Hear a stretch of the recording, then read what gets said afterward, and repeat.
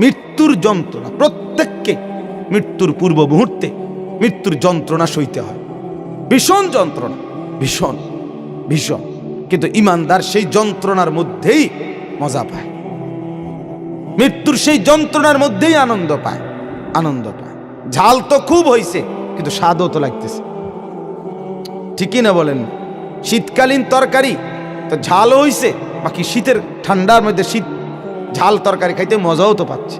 ঠিক এরকম মৃত্যুর যন্ত্রণা হইতেছে ঠিক, কিন্তু এই যন্ত্রণা মনে যেন চিরে ভিড়ে যাচ্ছে, কিন্তু ঈমানদারের দিল খুশি, কিছুক্ষণের মধ্যেই আমি আমার মাওলার জান্নাত দেখতে পাব।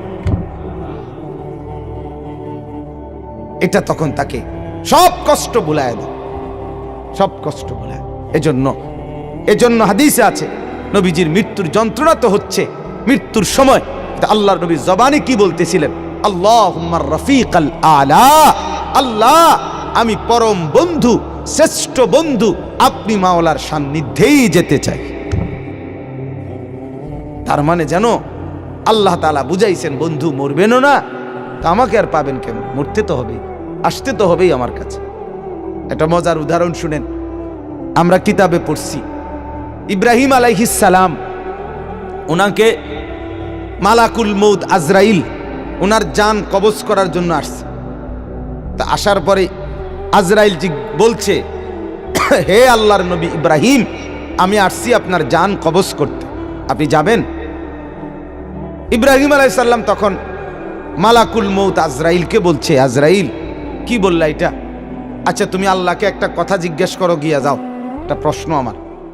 বলছে কি বলেন? তখন ইব্রাহিম আলাইহিস সালাম বলছে, আল্লাহকে তুমি গিয়া বলো, আয়াকবিজুল খলিলু রুহা খলিলিহি, কয় বন্ধু আরেক বন্ধুর কি জান কবজ করে? বন্ধু কি বন্ধুরে মাইরা ফেলে? কসাইডে কইতে কও, মানে আমি না আল্লাহর বন্ধু, তো বন্ধু কেমনে বন্ধুর মাইরা লায়? এটা কেমন কথা? আজরাইল গেছেন, আল্লাহ তাআলাকে শুনাইছেন, আল্লাহ তো শুনছেই, তো আল্লাহকে বলছে রব্বুল আলামিন, ইব্রাহিম তো এটা বলছে, কি বলতাম? তো আল্লাহ তাআলা ফেরত আরেকটা কথা বলছে যে আজরাইল তুমি গিয়ে এটা বলো ইব্রাহিমকে। এবার দেখো কি কয়। আজরাইল আসছে, আয়েশা বলতেছে আল্লাহ বলছে আপনাকে জবাবে, আয়াকরাহুল খলিলু লিকা খলিলিহি, বন্ধু কি বন্ধুর সাক্ষাৎ পেতে চায় না? বন্ধু কি বন্ধুর মোলাকাত পছন্দ করছে না? বন্ধুর সাক্ষাতে যাবেন না? ইব্রাহিম আলাইহিস সালাম সাথে সাথে বুঝে ফেলছে, হায় এটা তো আসলে মৃত্যু না, এটা তো আমারে মেরে ফেলা না, এটা তো আমার রূহ কবজ না, বরং আমাকে তো আমার মাওলার সাথে মিলায়া দেওয়া। তখন সাথে সাথে উনি বলছে, ইকবিদ রূহি আল আন ইয়া মালাকাল মউত, হে আজরাইল মালাকুল মউত, এখন আমার রূহ কবজ করো, আমি বন্ধুর কাছেই যেতে চাই। তাহলে সাকরাতুল মউত, মৃত্যুর যন্ত্রণা সহজ হয়, লাঘব হয়, আসানি হয় যদি কোনো মৃত্যু পথযাত্রী মুমূর্ষ ব্যক্তির সামনে সূরা ইয়াসিন তেলাওয়াত করা। আমার বাপ সুন্নত, সুন্নত মৃত্যুর আগে, মৃত্যুর পূর্ব মুহূর্তে কোন বান্দার জন্য কোরআন থেকে পড়া, এটাই হলো মূলত সুন্নত, এটাই সুন্নত। মৃত্যুবরণ করবার পরে পড়া এটা সুন্নত না, এটা সুন্নত না। মৃত্যুবরণ করার আগে পড়া সুন্নত। এরপরে বলে তো কখনোই পড়া না, না, সেটা হলো স্বাভাবিকভাবে আমার আব্বার জন্য আমি দোয়া করব, তার জন্য কোরআনুল কারীম পড়ে পড়ে দোয়া করা, সেটা তো হলো সবসময়ের আমল আমার। কিন্তু এটাকে একটা রসম বানায় নেওয়া, নির্দিষ্ট নিয়ম বানায় নেওয়া, মরছেন তো এইবার 10 জন দিয়ে এবার নির্ধারিত পদ্ধতিতে নির্দিষ্ট এই সময়ের ভিতরেই পড়াইতেই হবে, দোয়া পড়াইতেই হবে, খতম পড়াইতেই হবে, এর মাধ্যমে তাকে কবরবাসীর বা মৃত ব্যক্তিটার উপকার পৌঁছাইতেই হবে। এখন এভাবেই, এটাই নিয়ম, এটাই সিস্টেম, এটা সুন্নত না। এটা কি না বলেন না? সুন্নত না, সুন্নত নয়। আপনি বলবেন, আপনারা বলবেন এই জন্য এগোরে ওয়াহাবি কয়, শেষ পর্যন্ত কথা শুনবেন, এটা কয় দেখবা যেই কোনো কিছুতে এরা উল্টাটা কয়। আসলে উল্টাটা চলতে চলতে এখন 12টা উল্টা হয়ে গেছে। ভাওটা হয়ে গেছে উল্টা। সুন্নতটা হয়ে গেছে অপরিচিত, বেদাতটা হয়ে গেছে পরিচিত। এখন মুসলমানের ঘরে একটা দস্তরখানের কথা জিজ্ঞেস করিলে এবার লুঙ্গি আনে, কি লুঙ্গি একটা আইনা বিছায় দেয়, গামছা বিছায় দেয়, অথবা সাদ্দুর কয় হুজুর এটাই সারবো এত কথা না। তুমি যে জানো না বেটা মুসলমান, এটা না বড় কথা, দুঃখের কথা। তুমি তোমার রসুলের এতটুকু পরিচয়ও তোমার মধ্যে নাই, এতটুকু পরিচয় নেই। ঘরের 6 জন মানুষ, একটা মেসওয়াক নাই কারো, তুমি রসুল থেকে কতটা দূরে। এজন্য বাপ, সুন্নতের মধ্যেই বরকত, সুন্নতের মধ্যেই বরকত। একটি যেই কোনো, এটা যৌক্তিক নিয়ম হলো, যেই কোনো অঞ্চলে, যেই কোনো মানুষ, যে কোনো ঘরে, পরিবারে যদি দীর্ঘদিন দিন চর্চা না থাকে, তখন সেখানে ধীরে ধীরে সামাজিক কুসংস্কার, কুপ্রথা, বিদআত সেটা এসে গেড়ে বসে। তখন নতুন করে কেউ যদি সুন্নত কিংবা হেদায়েত বলে, তো সেটাকেই তখন কঠিন মনে হয়। কিন্তু কিছুদিন পরে দেখা যায় সুন্নতটাই শেষ পর্যন্ত বিজয়ী হয়, দিন বিজয়ী, ইসলামী বিজয়ী হয়। কোন বিদআত, কোন খুরাফাত, কোন কুসংস্কার স্থায়ীভাবে টিকে থাকে না। এটা এলোমেলো হয়ে যায়, রদবদল হয়ে যায়, বিচ্ছিন্ন হয়ে যায়। মানুষ ধীরে ধীরে সুন্নতের ব্যাপক প্রচার হলে বিদআত আস্তে আস্তে কমে যায়, ছুটে যায়।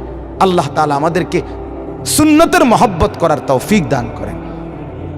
তাইলে আমি 2টা ফজিলত বললাম, এবার আরেকটা ফজিলত। রাসূলুল্লাহ সাল্লাল্লাহু আলাইহি সাল্লাম বলেন, যে ব্যক্তি সকালবেলা সূরা ইয়াসিন তেলাওয়াত করবে, সন্ধ্যা পর্যন্ত সে বিপদ আপদ থেকে নিরাপদ থাকবে। সন্ধ্যায় পড়বে, সকাল পর্যন্ত বিপদ আপদ থেকে নিরাপদ থাকবে। তাইলে সূরা ইয়াসিন অনেক ফজিলত। মৃত্যু পথযাত্রীর মৃত্যু যন্ত্রণা সহজ হয়। এরপরে সকাল সন্ধ্যায় পড়লে তার আপনার বিপদ আপদ, পরেশানি, মুসিবত থেকে দূর হয়। সর্বোপরি সূরা ইয়াসিন, এটার দ্বারা অনেক বেশি ফজিলত অর্জিত হয়। একজন ইমানদারের উচিত সূরা ইয়াসিনকে নিয়মিত তেলাওয়াতের অংশ হিসাবে গ্রহণ করা। আল্লাহ তাআলা আমাদেরকে তৌফিক দান করেন। এবার শুধু আয়াতগুলোর তরজমা শুনেন, অল্প কথায় আপনি বুঝে ফেলবেন। শুধু অর্থ বলি। বিসমিল্লাহির রহমানির রহিম, ইয়াসিন এলো প্রথম আয়াত। সূরার নাম যেটা, প্রথম আয়াত সেটা। এটা 3টা অর্থ। এক, এটার প্রকৃত অর্থ জানে শুধুই আল্লাহ।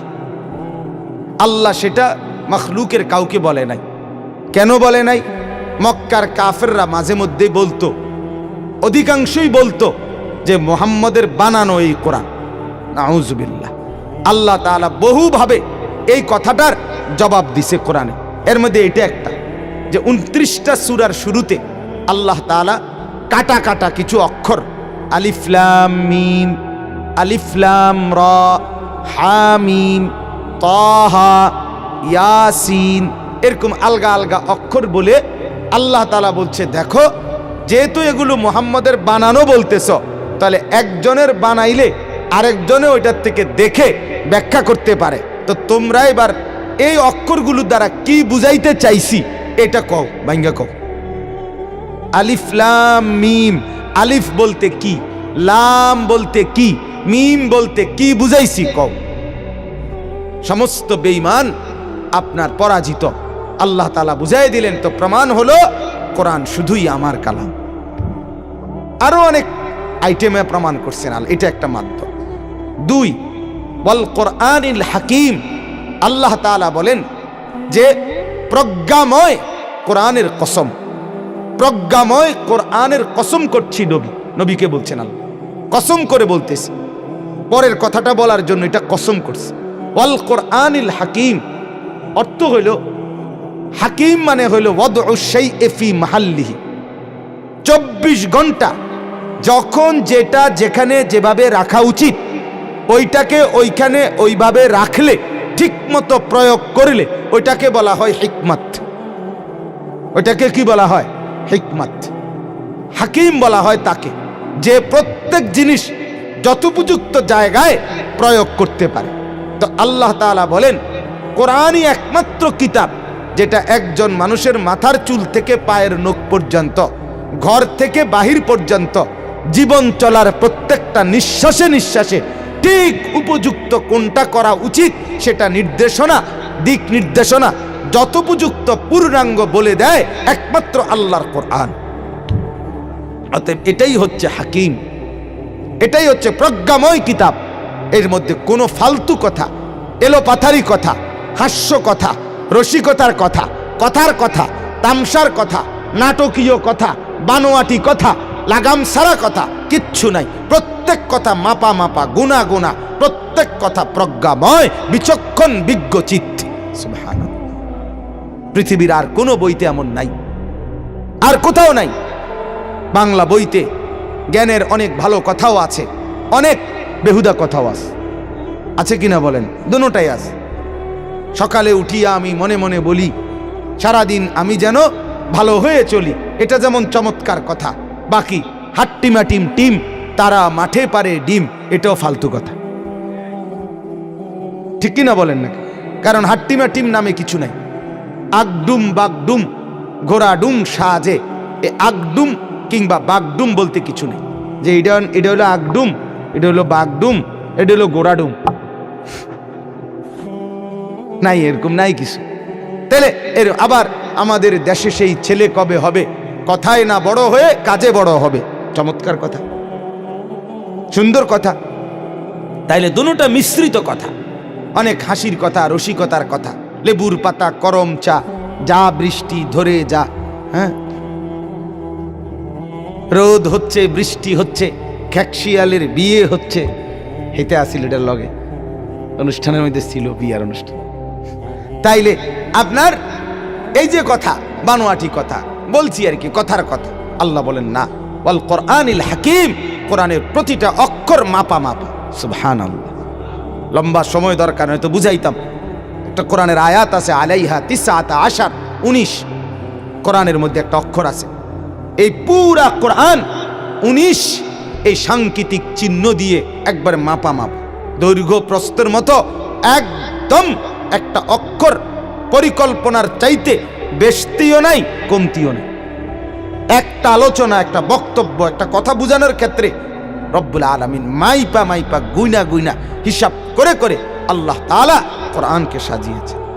আরে দোস্ত, কোরআন যে পড়েন নাই পৃথিবীর কিছুই শিখেন। ওই ছেলে, তোমরা যারা পড়ছো কিছু, পড়ে নাই যেগুলো বাদে দাও মিয়া। তোমরা যারা পড়ছো ভাইয়া, আল্লাহর কোরআন যে পড়ে দেখো নাই, একটু ছুঁয়ে দেখো নাই, একটু তর্জমাও পড়ো নাই, কিছুই পড়ো নাই, কি পড়লাম?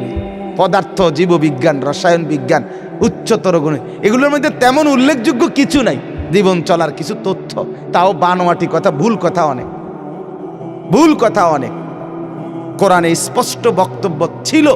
বারবার আল্লাহ বলছেন, আমি মানুষকে বানাইছি, আদম থেকে বানাইছি, হাওয়া থেকে বানাইছি, বীর্যের ফোঁটা থেকে বানাইছি, মাটির থেকে বানাইছি। সব বিস্তারিত বলার পরেও গবেষক, বিজ্ঞানী, দার্শনিক গেছে জঙ্গলে বান্দররে জিজ্ঞাসা করতে। বান্দরকে জিজ্ঞেস করছে গিয়া, বান্দরকে ডাইকে বলছে, ভাই আমার সিনচিন্নি সান চাই। হ, সিনচিত লাগে, আপনি তো আমগুলো লগের আছিলেন। আরে আপনার এদের দেখতে পুরা আমরার মতোই মনে হয়, আপনি হেনে গেলেন কেন? এরপরে সে বলছে, ভাই যাক, গেছি যদিও ভুলে, কিন্তু আমি অনেক অনেক গিয়ে কমু আমি আমনগর লগের, এই জন্য এলাকা তাইসা কইছে আমি মূলত বান্দর। আস্তাগফিরুল্লাহ, আস্তাগফিরুল্লাহ। কোরআনকে থেকে বঞ্চিত হয়ে আর কোনো আলো পাই নাই। কোরআন একমাত্র নূর। ওমাল্লাম ইয়াজআলিল্লাহু লাহু নূরান ফামা লাহু মিন নূর। আল্লাহ বলেন, আমার আলো থেকে যে বঞ্চিত হয় সে আর কোথাও কোনো আলো খুঁজে পায় না। তো ওয়াল কোরআনিল হাকিম, প্রজ্ঞাময়। এজন্য বাপ অনুরোধ দয়া করে প্রত্যেকেই মেহেরবানি করে ফিকির করেন। আমি দয়া করে বলছি, আল্লাহর কোরআন পড়ে। কিছু পড়তে পারবেন না, কমপক্ষে বাংলাটা পড়ে। একটা বাংলা কোরআন শরীফের অনুবাদ, বিশ্বাস করেন আপনার দিল নূরে ভরে যাবে। আপনি মজাই পাইবেন যে কি সুন্দর কথা এটার ভিতরে। হুজুরদের কথা, আমার কথা, অমুক বক্তা তমুক, ওটা তো বানাই না কথা। কথা বলেন। আমি আপনার ঘরে বুঝানোর লাগে না কত কিসিমে আতলাইরা ফাওলাইরা কথা বলি, কিন্তু এটা তো পুরা মালিকের কথা, আরশে আজিমের মুনিবের কথা, আল্লাহর কথা। কতটা মজাদার হওয়া উচিত। এক বাচ্চা যদি মজাই না পাইতো কেমনে হাফেজ হয়? আল্লাহ খুশি হয়, আমার কথা বারবার বলছিস, যা মজা লাগাই দিলাম, দিল লাগাই দিলাম, কলজাত বসাই দিলাম, আল্লাহ হাফেজ বানায় দেয়। তো কোরআনে আছে ইন্না আলাইনা জামআহু ওয়া কুরআন।